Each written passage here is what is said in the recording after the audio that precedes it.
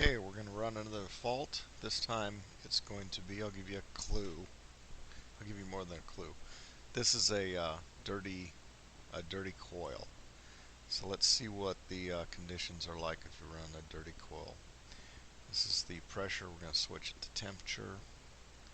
And we can see on the evaporator side we have a 35-degree change of state. We've got 105 on the condenser side. Let's see, suction line, liquid line. So we have on the liquid line 95 degrees or 10 degrees of subcooling. And we've got on the suction line 45 degrees, we have 10 degrees of superheat. So based on that, the evaporator is running at 35, which is a little bit cold, getting close to that freezing point. Let's see what the temperature is on the supply. Supply line is showing 60 degrees. That's a little bit warmer than what we'd like.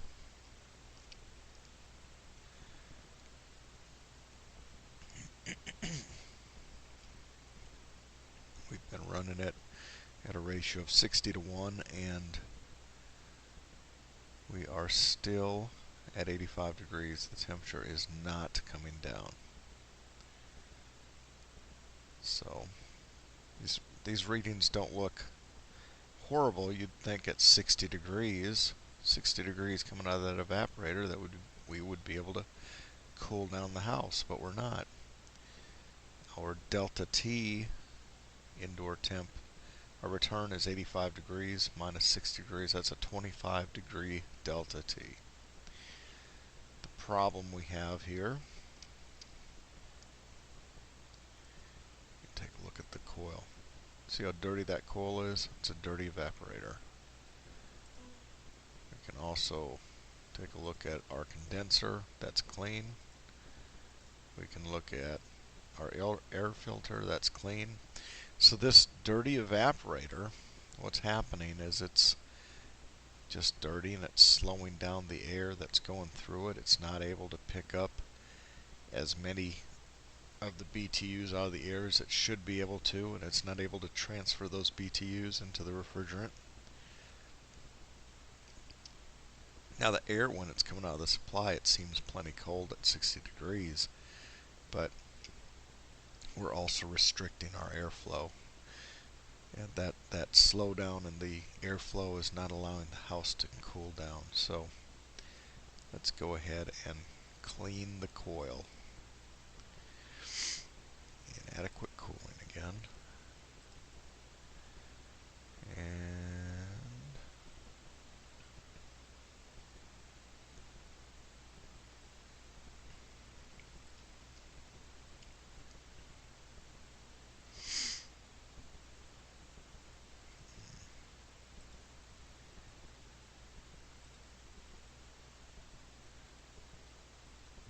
let's see. Let's try that one. Oh.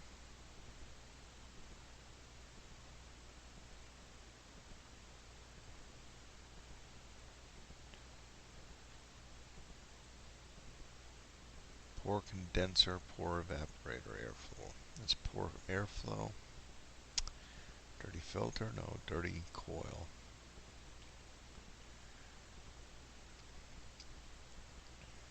And you would know this by checking the air and seeing how strong it's coming out of the supply vent. So let's clean the evaporator.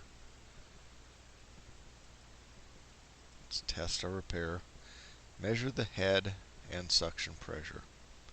This problem causes both head and suction pressures to be low.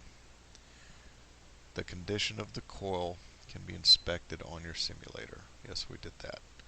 So low suction pressure and low head pressure. You can also tell that out of the supply vent it is not blowing very hard.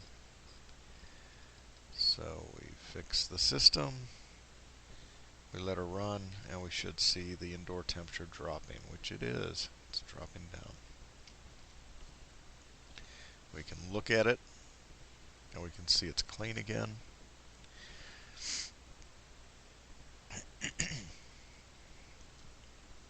Cleaning it on a computer program is much easier than cleaning it in real life, where you have to pull that evaporator out and clean it out real good and raise it back in, or you have to try to clean it in place, which can be difficult and hard to clean it thoroughly. But cleaning the evaporator can make that big of a difference.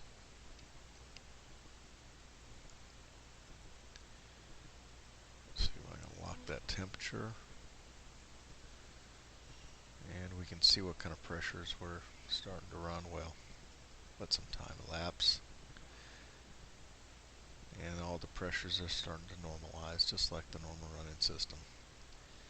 And that completes our fault for today. And you are set.